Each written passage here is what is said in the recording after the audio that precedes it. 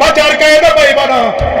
মুসা আলাইহিস সালাতু ওয়াস সালামকে আল্লাহ তাআলা খবর দেয়, পয়গম্বর টেনশন করো না, ফিরআউনকে আমি নদীর মধ্যে চুবাইয়া মারছি, একদিন দুই দিন না 40 দিন পানির মধ্যে। টেনশন করো না, ইন্না মাইয়া রাব্বি সায়াহদি। টেনশন করো না, আমার সাথে আল্লাহ আছে, আল্লাহ তাআলা রাস্তা দেখাইয়া দিবেন, রাস্তা দেখাইয়া দিবেন। গোটা জুলাইমার ছাত্র জনতা দেখেছে হেলিকপ্টার দিয়ে গুলি করা হয়, পুলিশও তাদের পক্ষে, আর্মিও তাদের পক্ষে, ভিডিআরও তাদের পক্ষে, সবাই তাদের পক্ষে। আমরা পিচ্ছি পিচ্ছি পোলাপান কেমনে কি করব? আল্লাহ বলেন টেনশন করিস না, মাঠে টিকে থাক। খালি জুলাইটা পার হইয়া আগস্ট মাসের 5 তারিখ শুরু হবে, বিজয় আর কারো না, মজলুমদের বিজয় হবে। বুঝতেছেন না মনে হয় কথা? না বুঝলে না বুঝেন, খালি শুই না যান, আগামী 2 বছর পরে মিলায় লইয়েন। আয় দুনিয়ার মানুষ শোনো, পয়গম্বর মুসা আলাইহিস সালামকে আল্লাহ তাআলা ডাক দেয়, মুসা রে, হাতের মধ্যে যে লাঠি আছে, লাঠি দিয়ে নদীর মধ্যে বাড়ি দাও। মুসা আলাইহিস সালাতু ওয়াস সালাম লাঠি দিয়ে নদীর মধ্যে বাড়ি দিলেন। বাড়ি দিতে দেরি হয়, আস্তে আস্তে করে একটা দুইটা না 12 গোত্রের জন্য পানি ভাগ হইয়া 12টা কার্পেটিং রাস্তা তৈরি হয়ে যায়। পয়গম্বর মুসা আলাইহিস সালাতু ওয়াস সালাম উম্মতদেরকে লইয়া যখন লোহিত সাগরের মাঝখানে, ফেরাউন এই পার থেকে নামতেছে, মুসা আলাইহিস সালাম নদী পার হয়ে গেলেন, ফেরাউন এখন নদীর মাঝখানে। আল্লাহ ডাক দেয়, পানি,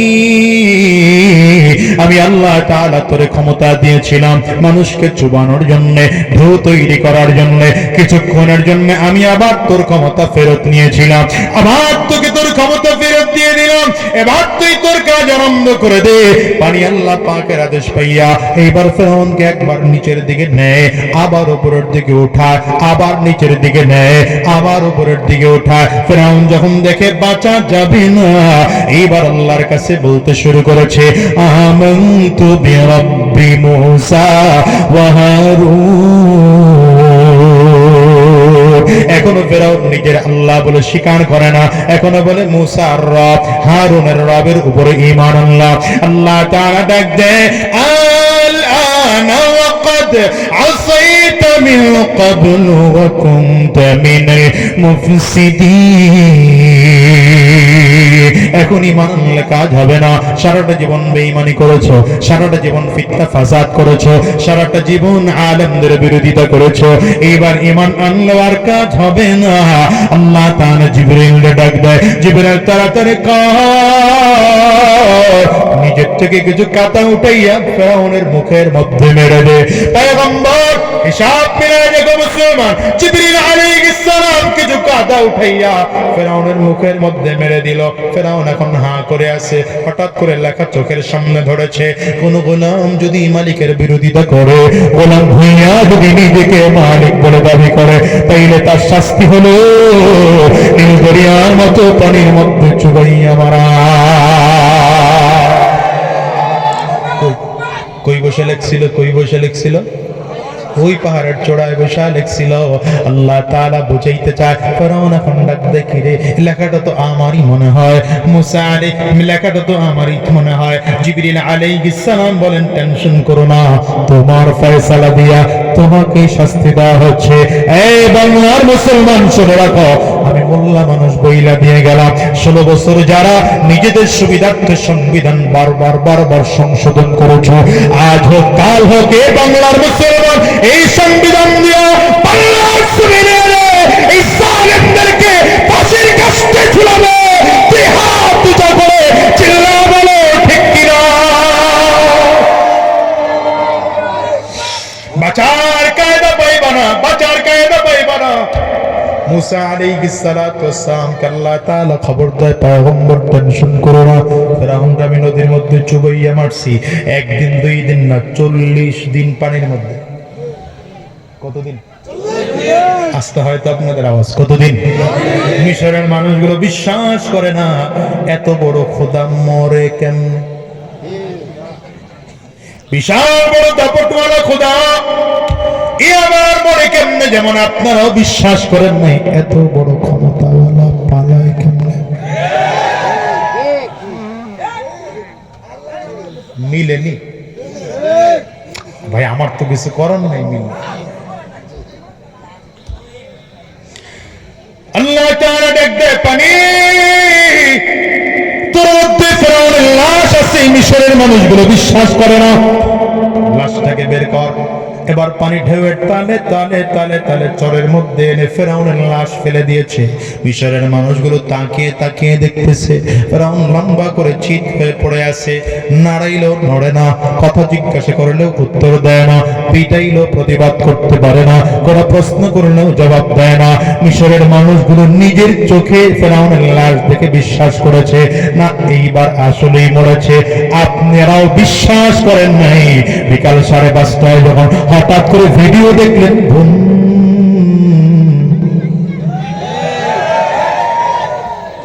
না বুঝলে না বুঝেন গা। দুনিয়ার যুবক শোনো, এবার আল্লাহ তাআলা ফিরআউনকে লক্ষ্য করে আল্লাহ তাআলা কোরআনে কি বলে এটা বুঝার বিষয়। আল্লাহ তাআলা ফিরআউনকে লক্ষ্য করে বলেছেন, যেটা কোরআনে আল্লাহ আমাদের জন্য বলে দিয়েছেন। আল্লাহ তাআলা ফিরআউনকে বলছেন, আল ইয়াউমা নুনাজ্জিকা বিবাদানিক লিতাকুনা লিমান খালফাকা আয়া। আল্লাহ তাআলা বলে, ফিরআউন রে, আমি তোর লাশটাকে কিয়ামত পর্যন্ত হেফাজত করে রাখবো। তোর লাশ পানিও নষ্ট করবে না, বাতাস নষ্ট করবে না, তোর লাশ কুকুরও খাবে না, দুনিয়ার কোনো প্রাণী খাবে না। তোর লাশটাকে আমি আল্লাহ তাআলা অক্ষত রাখবো। তোর হাড্ডির সাথে চামড়া গোশতগুলো গলে গলে যখন একত্রিত হয়ে কাঠ হয়ে শুকিয়ে যাবে, আমি আল্লাহ এমন করে কিয়ামত পর্যন্ত তোর লাশটাকে রেখে দেব।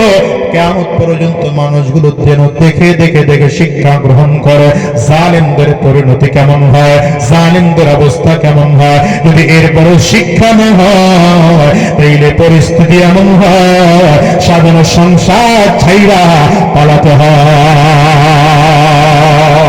এজন্য মুসলমান শোনো, আগামীর বাংলাদেশ ইসলামের বাংলাদেশ, আগামীর বাংলাদেশ কোরআনের বাংলাদেশ, আগামীর বাংলাদেশ উলামায়ে কেরামদের বাংলাদেশ করার জন্য যদি রক্ত দেওয়ার দরকার হয়, রক্ত দিবা, যদি জীবনটা দেওয়ার দরকার হয়, কারা কারা তৈয়ার আছে? দুই হাত উঁচা করে দেখাও।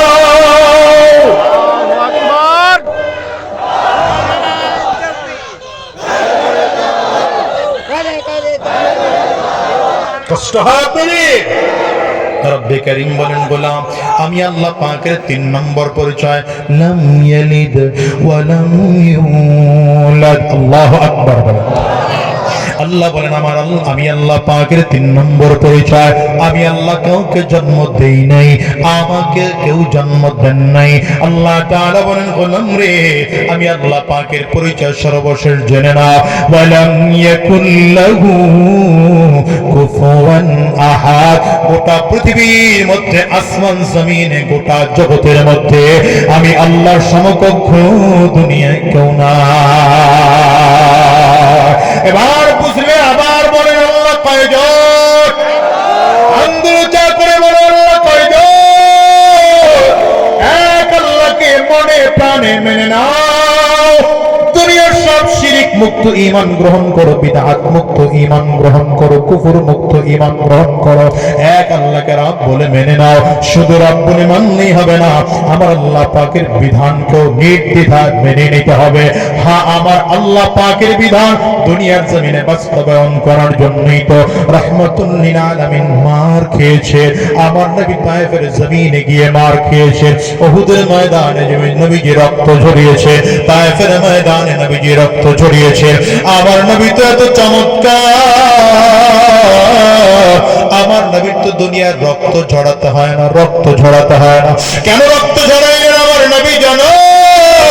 আল্লাহর দ্বীন দুনিয়ায় প্রতিষ্ঠিত করার জন্য। চিল্লায় কেউ না, ঠিক কিনা? তায়েফের জমিনে গিয়েছেন রাহমাতুল লিল আলামিন, তায়েফবাসীকে দাওয়াত দিচ্ছেন, হে তায়েফের মুসলমানেরা, কুলু লা ইলাহা ইল্লাল্লাহু তুফলিহু।